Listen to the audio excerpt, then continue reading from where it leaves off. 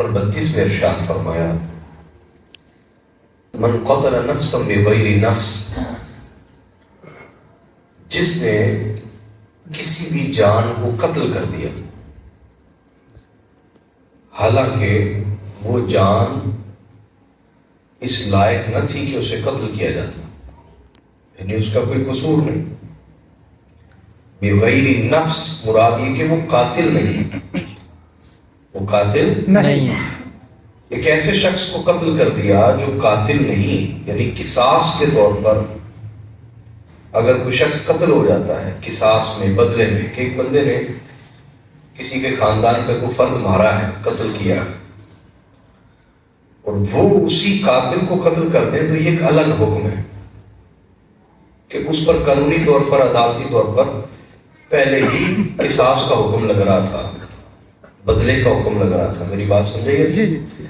تو اللہ تعالیٰ نے فرمایا جس نے کسی شخص کو بغیر قصاص کے قتل کر دیا، یعنی وہ قاتل نہیں ہے آپ کا یا آپ کے رشتہ داروں کا، بغیر قصاص کے کسی کو قتل کر یا زمین میں فساد پھیلانے کے لیے قتل کیا، بغیر قصاص کے قتل کیا یا زمین میں بولیے فساد پھیلانے کے لیے، خوف و ہراس پھیلانے کے لیے، دہشت گردی پھیلانے کے لیے قتل کر دیا، تو اللہ تعالیٰ فرماتے فَكَأَنَّمَا قَتَلَ النَّاسَ جَمِيعًا، تو گویا یوں ہی ہے کہ اس نے ساری انسانیت کو قتل کر دیا، ساری انسانیت کو قتل کر دیا. کسی ایک بے گناہ جان کو قتل کرنا مراد یہ ہے، کسی ایک بے گناہ جان کو قتل کرنا، اللہ رب العزت نے فرمایا یوں ہی ہے جیسے ساری انسانیت کو بغیر کسی گناہ کے قتل کر دینا ہے. اور اس کے الٹ بھی بیان فرمایا کہ جس نے کسی ایک جان کو بچا لیا، کیا کسی کی ایک جان کو بچا لیا، جس نے کسی ایک جان کو بچا لیا تو ایسا ہی ہے گویا اس نے ساری انسانیت کو بچا لیا. سبحان بولیے ساری انسانیت کو بچا لیا. تو قرآن نے آپ کو معیار کیا دیا ہے کہ جس نے کسی بے گناہ کو قتل کیا ایسا ہی ہے جیسے اس نے ساری انسانیت کو مار ڈالا. اور حاضرین آپ حیران ہوں گے کہ اللہ رب العزت نے جتنی سخت سزائیں شرک کے بعد قتل کے لیے بیان فرمائی ہیں قرآن میں، اتنی سزائیں کسی اور جرم کے لیے بیان نہیں کی گئی. اتنی سخت سزائیں قتل کے لیے، کس کے لیے بولیے؟ قتل قتل کے لیے، کے لیے بیان کی گئی. اتنی سخت سزائیں شرک کے بعد کسی اور گناہ کے لیے بیان نہیں کی گئی. یہاں تک کہ اللہ تعالیٰ نے یہ فرما دیا کہ ہمیشہ اللہ کے عذاب میں رہے گا ایسا شخص. دنیا میں بدلہ ہو گیا وہ علیحدہ، آخرت کا بدلہ علیحدہ. میری بات آپ سمجھے گی؟ جی بولیے گا جی. اب ایک حدیث سمجھیں پھر آپ کو موضوع سمجھ آئے گا، توجہ کریں میری طرف. حضور علیہ الصلوۃ والسلام نے ارشاد فرمایا جس نے کسی اچھی رسم کو جاری کیا، بولیے اچھی رسم کو جاری کیا، تو جتنے لوگ اس اچھی رسم پہ عمل کریں گے تو انہیں بھی اجر ملے گا، اور ان سب کے برابر جس نے جاری کیا تھا اسے بھی اجر ملتا رہے گا. اور اسی طرح ارشاد فرمایا اچھی رسم سے مراد جس کی دین میں کوئی اصل موجود ہے، بنیاد موجود ہے، کوئی دلیل موجود ہے، ورنہ تو وہ بدعت کہلائے گی. کیا کہلائے گی؟ بدعت. جس کی دین میں اصل نہیں، جس کی دین سے کوئی دلیل نہیں دی جا سکتی براہ راست. اور اسی طرح آقا علیہ الصلوۃ والسلام نے فرمایا جس نے کوئی برا رواج، بری رسم، برا طریقہ، بری بدعت جاری کی تو قیامت تک جتنے لوگ اس بری رسم پر، برے رواج پر، اس بری بدعت پر عمل کریں گے ان سب کو بھی گناہ ہوگا، اور ان سب کے برابر اس کو گناہ ہوگا جس نے وہ بری رسم ایجاد کی تھی، جاری کی تھی. جس نے وہ بری رسم بولی ہے، جاری کی تھی، جاری کی، ایجاد کی. میری بات آپ سمجھے کہ جی.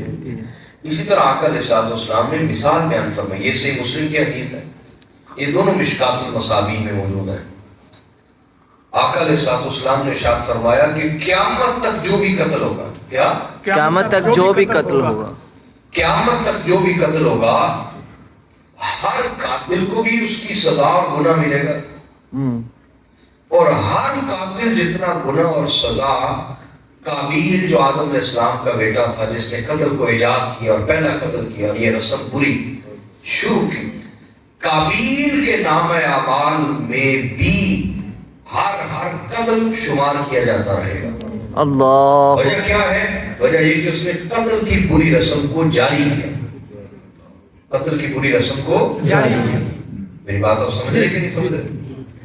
لہذا انسان کو ہوش کے ناخن لینے چاہیے، ایسا کام نہ کرے کہ جو برا ہو اور وقتی طور پہ اس سے اس کی جیب بھری جا رہی ہے، اس کو ووٹ مل رہے ہیں، اس کو نوٹ مل رہے ہیں، اس کو مفادات حاصل ہو رہے ہیں، لیکن قبر میں جب وہ جائے گا تو پچھتائے گا کہ وہ پیسہ تو چلا گیا، وہ عارضی نعمتیں تو چلی گئی، لیکن جو بری رسم اگلی نسل کو دے آیا ہے وہ جلدی تو نہیں چھوڑتے نا، تو اس کے لیے صدیوں کے لیے عذاب ہے، صدیوں کے لیے بولیے عذاب ہے۔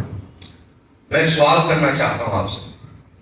یہ چند دن پہلے ایک خاتون ایک لباس پہن کے مارکیٹ میں آتی ہے جس پہ عربی زبان کی کیلیگرافی خطاطی ہے، اس کے اوپر جس میں لکھا ہوا ہے الحیات حلوۃ، کہ زندگی میٹھی ہے، خوبصورت ہے، یہ لکھا ہوا۔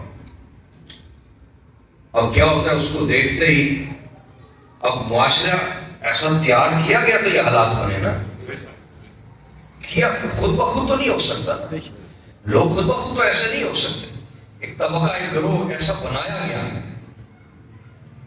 کہ ان کے اندر جو جہالت میں مبنی عشق رسول تھا اس نے جناب آپ ایسے باہر خود ان کو کر دیا، اور وہ اشتعال میں آگے انہوں نے کہا کہ یہ قرآن کی گستاخی ہے، اس کے کپڑوں پہ تو قرآن لکھا ہوا ہے، استغفر ہم اللہ۔ اس کو جلائیں گے، سر عام جلائیں گے۔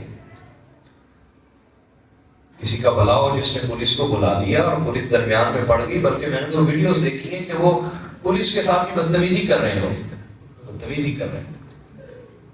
کہ گستاخ رسول کی ایک سزا تن سر سے جدا یا سر تن سے جدا۔ یہ نعرے لوگوں کو کس نے سکھائے؟ غور طلب بات ہے یہ نہیں۔ جی جی، اشتعال انگیزی لوگوں کو کس نے سکھائی؟ کیا خود بخود آ گئی؟ بولے نہیں۔ اور پھر عجیب بات یہ کہ جب ایسا کوئی قتل ہوتا ہے کوئی ایک مولوی بھی اس کی ذمہ داری قبول نہیں کرتا، یا تو دلیر بنے اور قبول کریں۔ ممتاز قادری کا مسئلہ ہوا، ممتاز قادری جن کا مرید تھا انہوں نے ذمہ داری قبول کی نہیں۔ انہوں نے کہا ہماری ایسی سوچ سے کوئی تعلق نہیں، جس کی تقریر سن کے وہ کام جس کو اس نے کیا اس نے ذمہ داری قبول کی نہیں۔ اس نے کہا میں کہوں گا کنویں میں چھلانگ مار دو تو لوگ کنویں میں چھلانگ مار دیں گے۔ اگر یہ غلط ہے جب تمہارے اپنے اوپر پڑتی ہے تو تم سچ بولتے ہو۔ یہ قانون ہاتھ میں لینا اسلام کو گراتے ہیں، قانون ہاتھ میں لینا اللہ اور اس کے رسول کی شریعت کو تباہ کرتے ہیں، کہ ہر شخص قانون ہاتھ میں لے گا تو قتل و غارت اور فساد قائم ہو جائے گا۔ میری بات سمجھ آ رہی ہے نہیں آ رہی؟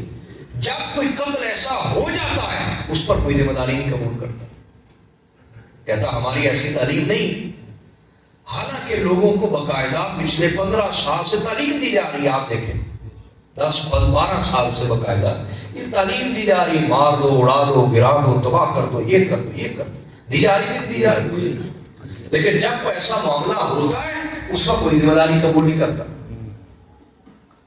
میں بہت بڑے پیسے آپ کے سامنے رکھ رہا ہوں، آپ میری ریکارڈنگز کر رہے ہیں، بھیجیں ان بے غیرتوں کو جنہوں نے اسلام کو برباد کرنا شروع کر دیا۔